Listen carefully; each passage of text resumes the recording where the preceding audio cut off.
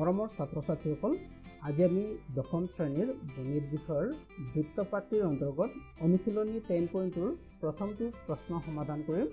প্ৰশ্নটো হ'ল এটা বিন্দু কিউৰ পৰা এটা বৃত্তৰ স্পৰ্শকৰ দৈৰ্ঘ্য 24 সেন্টিমিটাৰ আৰু কেন্দ্ৰৰ পৰা কিউৰ দূৰত্ব 25 সেন্টিমিটাৰ।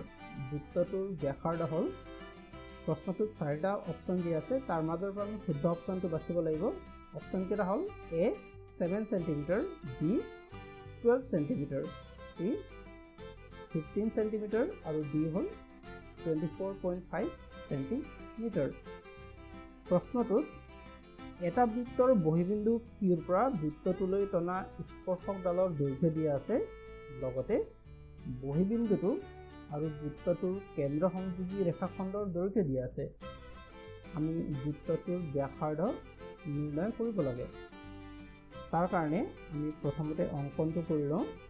চিত্ৰত ও কেন্দ্ৰ বিশিষ্ট বৃত্ত এটাৰ বাহিৰত কিউ এটা বিন্দু। এই কিউ বিন্দুটোৰ পৰা বৃত্তটোলৈ টনা স্পৰ্শকডাল হ'ল ডি কিউ। স্পৰ্শকডালে বৃত্তটোক ডি বিন্দুটোত স্পৰ্শ কৰিছে। বহিবিন্দু কিউৰ পৰা বৃত্তটোৰ কেন্দ্ৰ সংযোগী ৰেখাখণ্ডৰ দৈৰ্ঘ্য হ'ল 25 সেন্টিমিটাৰ আৰু স্পৰ্শকডালৰ দৈৰ্ঘ্য হ'ল 24 সেন্টিমিটাৰ।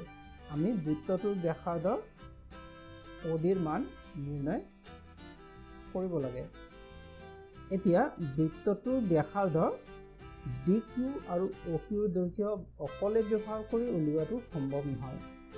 ইয়াৰ কাৰণে আমাক প্ৰশ্নটোত দিয়া তথ্যৰ উপৰিও অতিৰিক্ত তথ্যৰ প্ৰয়োজন হ'ব, যিটো আমি বিচাৰি উলিয়াব লাগিব।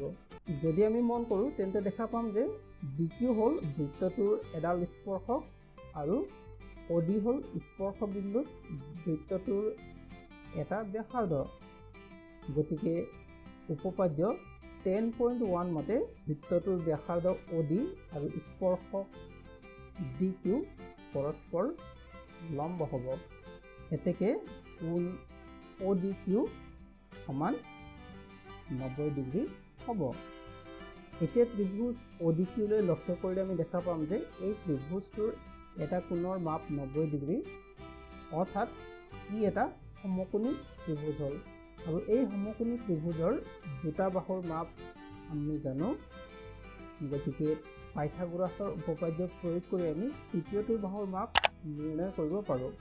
গতিকে আমি লিখিম অ' ডি কিউ সমকোণী ত্ৰিভুজত পাইথাগোৰাছৰ উপপাদ্য প্ৰয়োগ কৰি পাওঁ।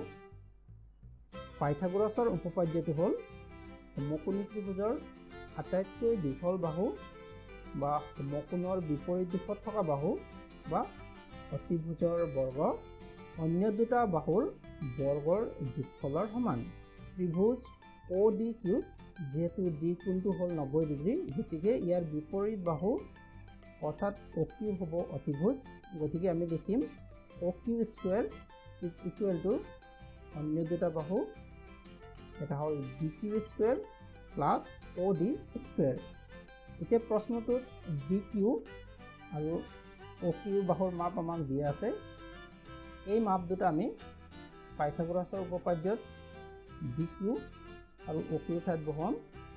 অ' কিউৰ মাপ হ'ল 25, গতিকে অ' কিউৰ ঠাইত আমি লিখিম 25। ওপৰত স্কুৱেৰ আছে কাৰণে আমি স্কুৱেৰ লিখিছোঁ।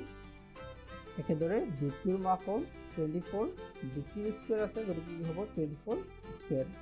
25ৰ বৰ্গ 625 আৰু 24 স্কুৱেৰ বা 24ৰ বৰ্গ হ'ল 576। যিহেতু আমি অ'ডিৰ মাপ উলিয়াব লাগে, গতিকে এই সমীকৰণটোত অ'ডিক আমি সমান চিহ্নৰ সোঁফালে ৰাখিম আৰু 576ৰ সমান চিহ্নটোৰ বাওঁফালে লৈ যাম। বাওঁফালে লৈ যোৱাৰ কাৰণে 576ৰ আগত থকা প্লাছটো হ'ব -576। গতিকে সমীকৰণটো হ'ল 625 - 576 is equal to O D square.